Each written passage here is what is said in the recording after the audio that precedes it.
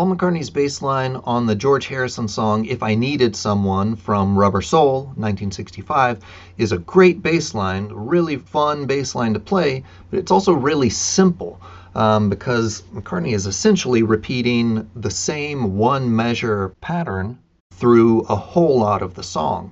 The only time that pattern changes is when they go to the bridge, which happens twice in the song. Otherwise, he's just kind of repeating the same measure over and over again. And it's a kind of simple groove, and it goes like this.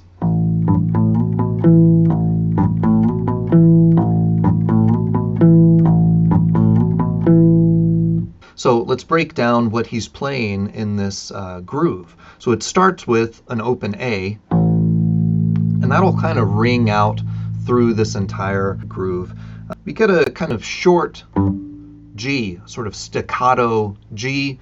It's almost a ghost note, a kind of muted G. We'll play it on the D string, 5th fret, and then we'll move up 2 frets to that A 7th fret, D string, and then we're going to slide up 2 frets to the B. So that slide from the A to the B is actually a really important part of this groove, kind of the signature part of this groove. And then just move up 1 string to the E on the 9th fret of our G string. So open A, quick G, A, slide up to the B, up to the E on the G string. So all together.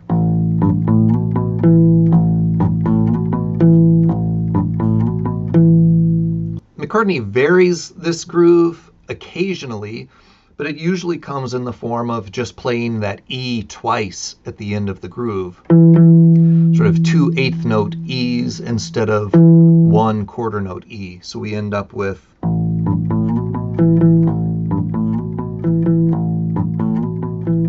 and he kind of goes back and forth between the 2 8th notes and just the single quarter note E.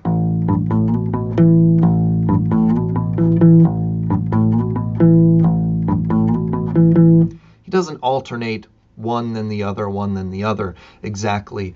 It seems to happen kind of randomly when he plays those 2 E's at the top versus the 1 E. But it just provides a kind of little rhythmic variation. The pitch doesn't change at all.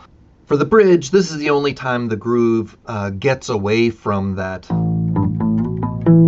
And basically on the bridge, McCartney's just following the chords by playing chord roots, but he's sticking to a pretty constant rhythm.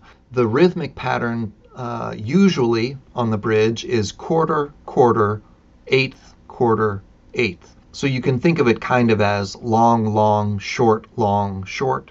What we end up hearing is ba, ba, ba, ba, ba, ba, ba, ba, ba, ba.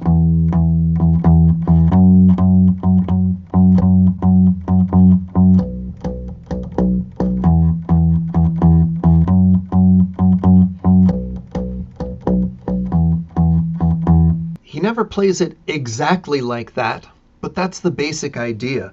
We can just play chord roots with that rhythm, bum, bum, bum, bum, bum, bum, bum, bum, bum, bum, and we get the basic idea of what McCartney's playing. He is occasionally throwing in some little embellishments. In the first bridge, he plays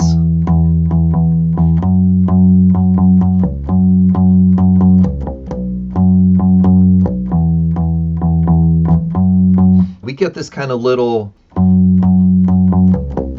walk down to B. Basically, he's keeping that kind of rhythmic groove the same. On the second bridge, he plays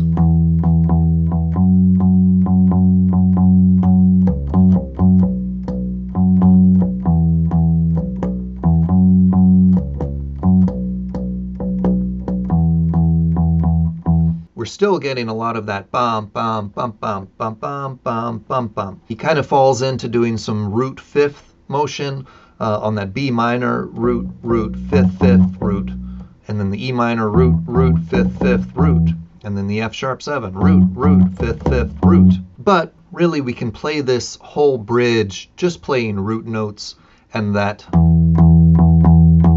rhythm. This is a really cool bass line. It's fun just to get to play this pattern over and over again, embellishing it a little bit, but that bass line becomes almost like a mantra. It's sort of a trance bass line, just repeating. But it's a really fun pattern to get to play over and over again, and it works through almost the entire song. Just need to remember when to go to the bridge and to switch to that rhythm. But essentially, we can learn one measure of a bass line and be able to play almost the entire song. I've got lots of McCartney bass content on my YouTube channel, including bass transcriptions of every song from Rubber Soul and a bunch of other songs too. And I'll be doing more of these kind of lessons, breaking down McCartney's bass lines, making them a little bit easier to digest. So like, subscribe, and keep checking back for more Beatles and McCartney bass content. Thanks.